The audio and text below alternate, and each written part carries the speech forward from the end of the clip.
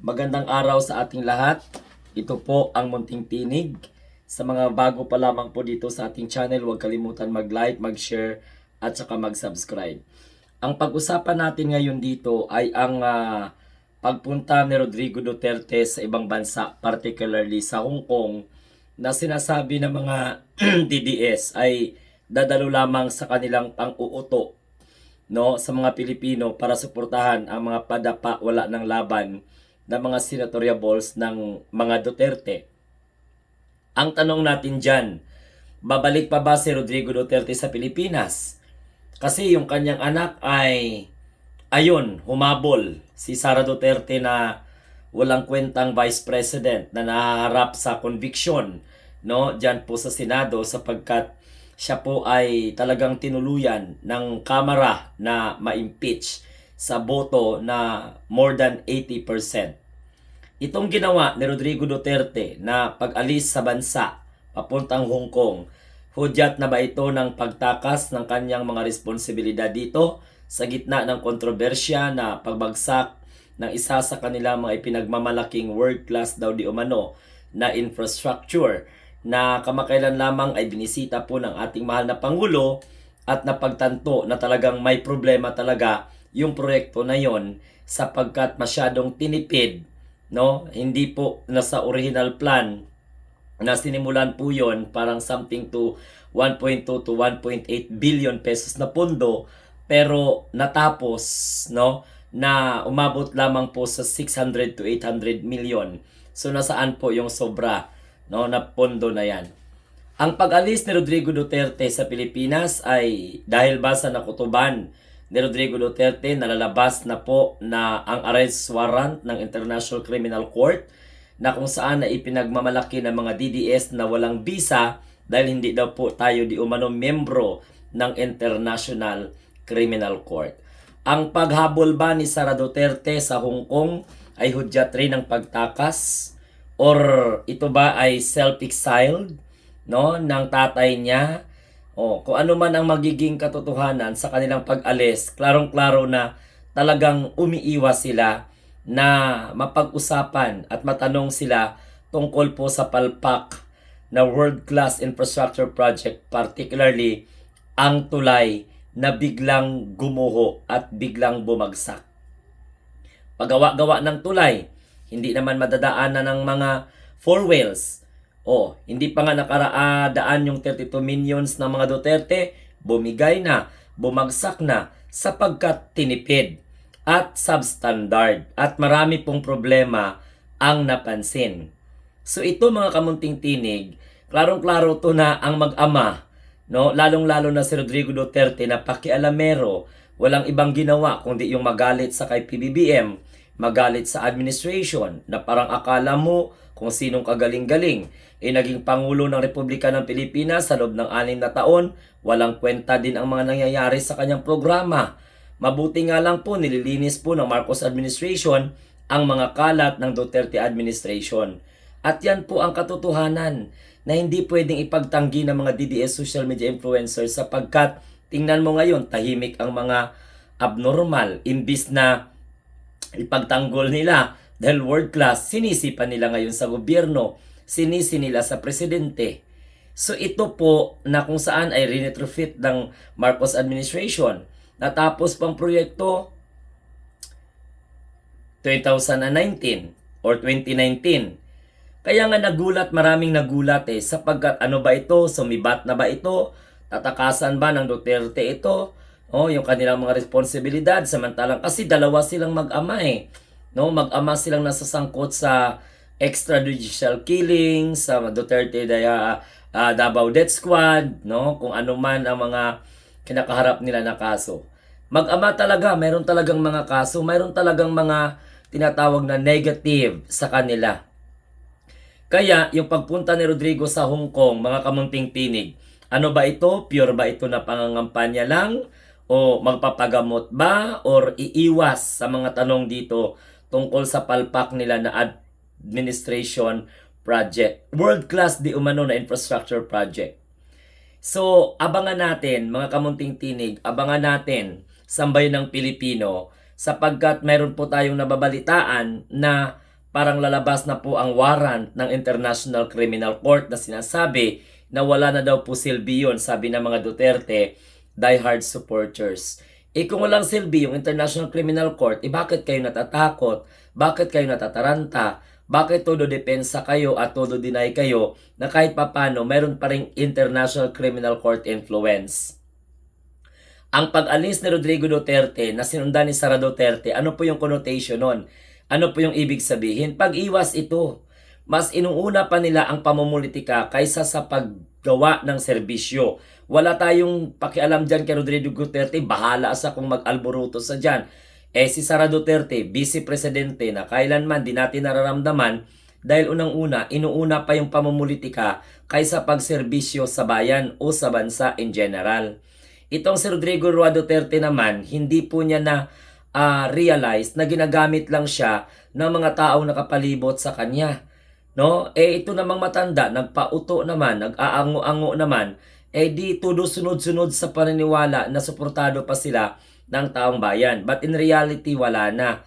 Sinusuka na sila ng taong bayan. Kaya nga, team suka nga eh. Karamihan po sa mga kalyado ni Rodrigo Roa Duterte, ayun, mga mamamaasim. Diba? Hindi mo mapagpakakatiwalaan na magbigay po sila ng serbisyo sa taong bayan sapagkat tatakbo sila bilang mambabatas, bilang senador ng Republika ng Pilipinas para po harangin ang impeachment conviction ni Sara Duterte sa Senado. Mga kamunting tinig, ang mga nangyayari ngayon, ang mga aksyon o galaw ng mga Duterte, lalong-lalo na yung mag-ama, madali po nating basahin kung nag-iisip lang tayo o gumagamit lang tayo ng ating dunong o yung tinatawag na wisdom. Ito ay pamamaraan para iwasan nila yung mga responsibilidad nila, yung mga panagutin nila sa taong bayan. Sagutin nila lahat ng mga tanong, bakit nagkaroon ng mga ganitong klaseng infrastructure project na hindi man lang napapakinabangan, nasira na.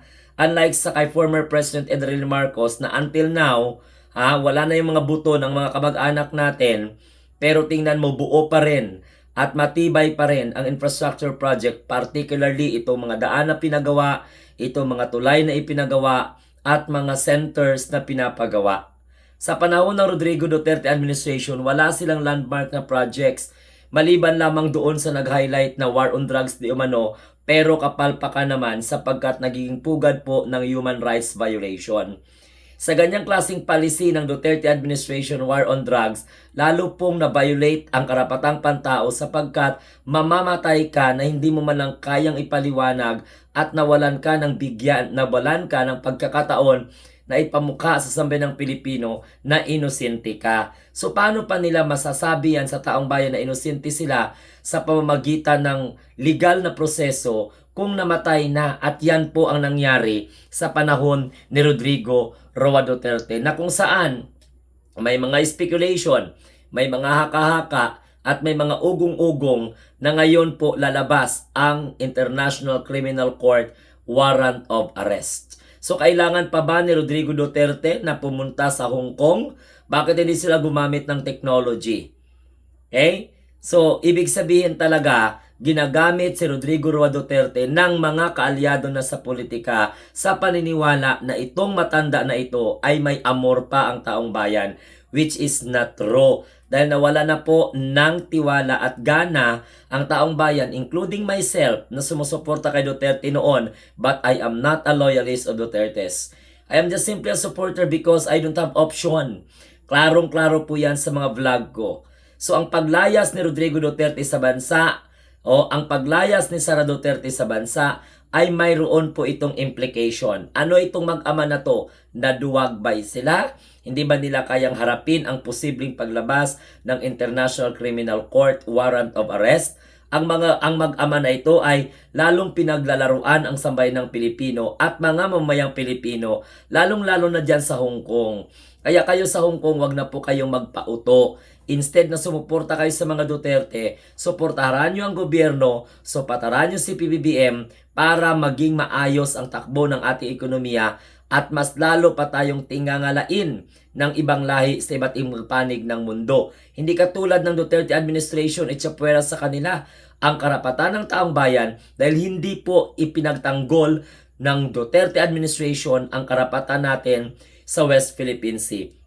Bagkos nagpahangin, nag-joke-joke na kung pwede maging province na tayo ng China, gawin na po ng China ng probinsya ang Pilipinas, at ito pang masaklap, ipamimigay lang ni Rodrigo Duterte ang West Philippine Sea na kung saan po, dyan po talaga dapat ipaglalaban ni Digong dahil it talks about exclusive economic zone. Naiintindihan po ninyo?